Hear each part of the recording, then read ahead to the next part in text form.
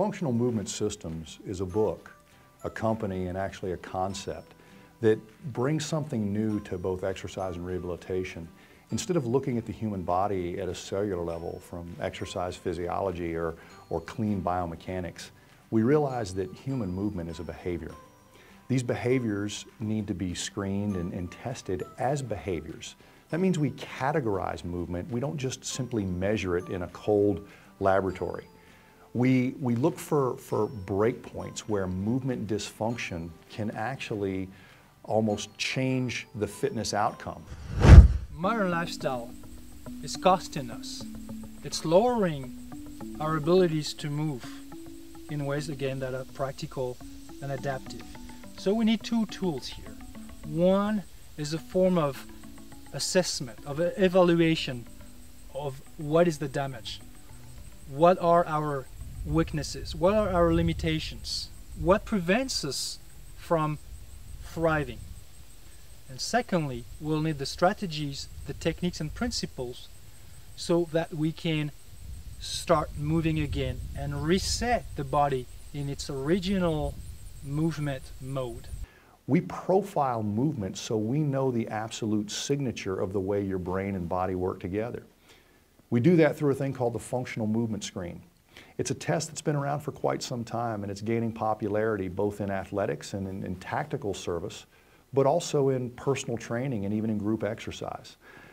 I think the time has come where we talk about holistic nutrition, but we need to think about holistic fitness.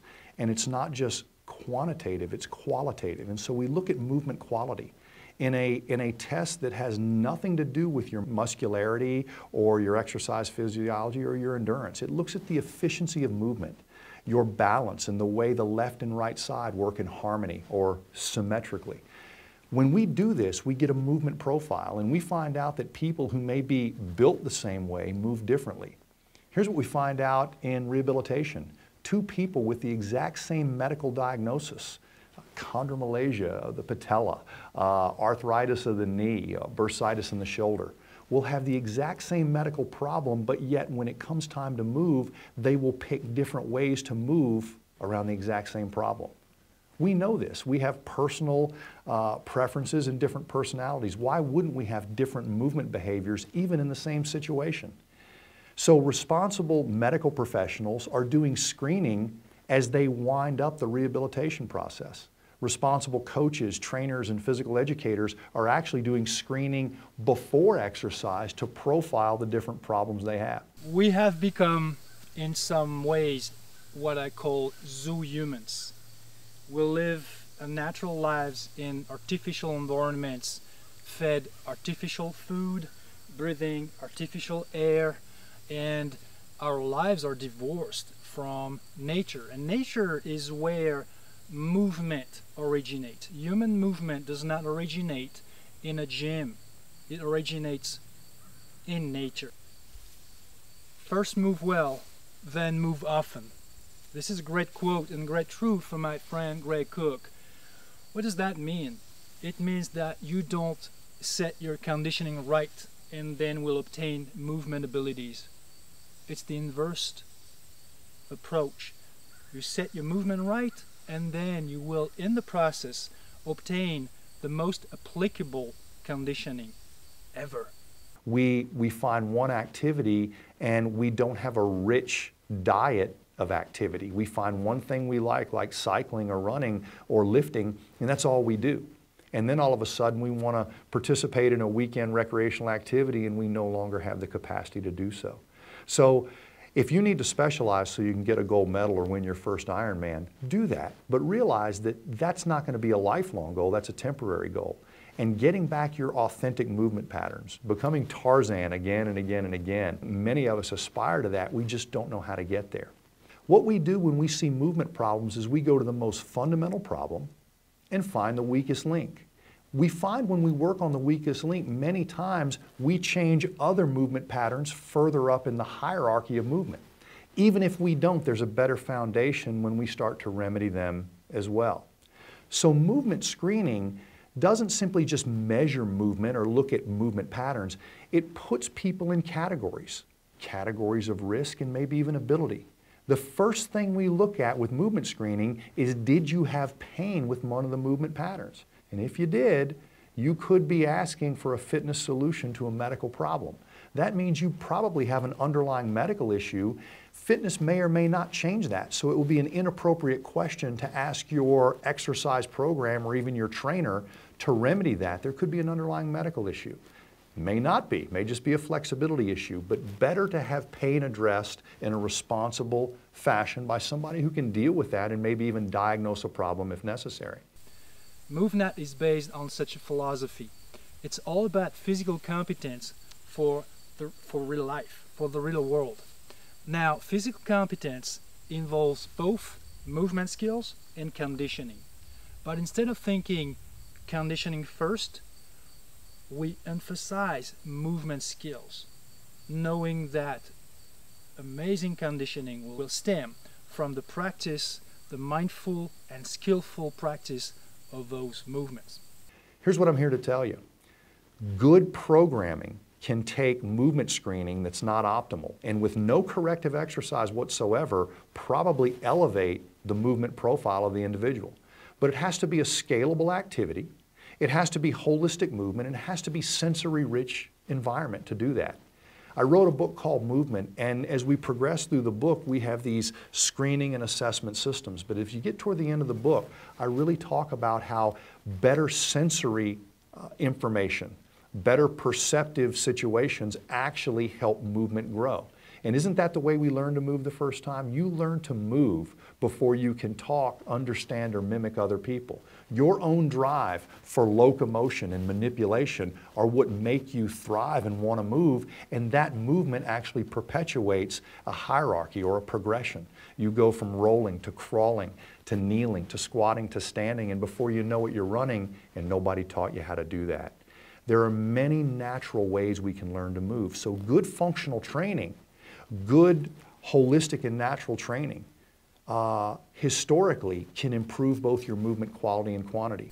The MoveNet system is a physical education system and then a fitness program.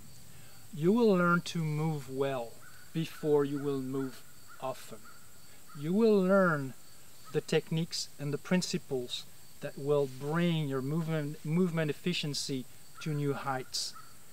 The movement screen will give you some introductory information.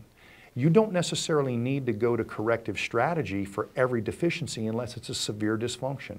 Even then, I would compel you to look at different movement opportunities and do the baseline of the screen and at least see if doing this thing helped. Here's why. Many people could come to me and say, "Greg, could you clean up my diet?" And I could say, yeah. Just start shopping at an organic food market, don't eat anything processed. And right there, I would elevate your dietary status. However, you could still have a vitamin D deficiency. And even though you're eating better and your fuel sources are better, you could still be deficient. Exercise is very much the same. Adopting better and more holistic exercise practices can fix most problems we have. But if there's a deficiency, the screen will both identify that and then prove to you that even after 6 weeks of better behavior, things got better, but you still have a sticking point. That's when corrective exercise can really, I think, foster some of the natural exercise practices that we have. There is a common misconception that what is natural doesn't need to be learned and cannot be taught. Well, some people have inefficient breathing patterns. What is more natural to living beings than breathing? Yet some people have such pathological breathing patterns that they need to relearn and repattern their breathing technique so that they can be healthy again. What applies to breathing applies to any human movements. Because you can run and because you can jump or balance or crawl does not guarantee that you can perform those movements with efficiency. Establish movement quality first, then increase volume, intensity, and complexity without ever compromising with the movement quality which you have first established. So I want to leave you with a thought. As trainers, as medical professionals, physical therapists, chiropractors, coaches, physical educators, we don't make movement. Movement happens. And if anything, we're honored with the ability to participate in the growth of movement. Raising a child in a safe and rich environment, sensory-rich environment, is one way we grow movement. But a farmer doesn't make a plant grow. They do the things that promote natural growth.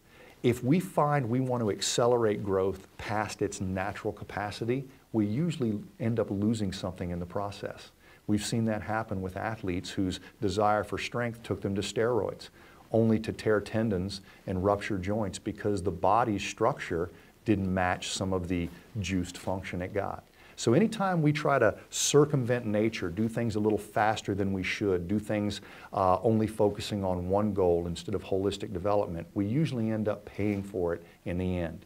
So as you look at movement and consider some of the things you're going to see here, understand we are absolutely passionate about screening movement and setting a baseline.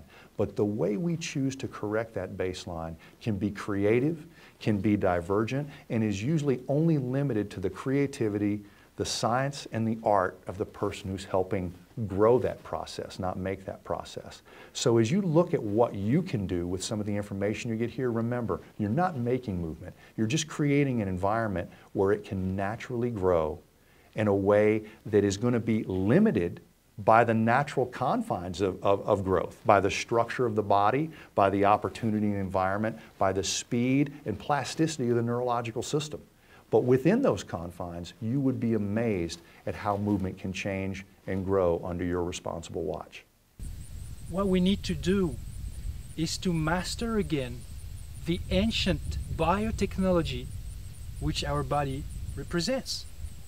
Gray Cook beautifully said, "We are meant to grow strong and to age gracefully." Reclamation of authentic movement is the starting point. Let us share with you insights and practical tips so that you can transition from a muscle-based approach to fitness to a movement-based approach to fitness and become true to your nature again, strong, healthy, happy, and free.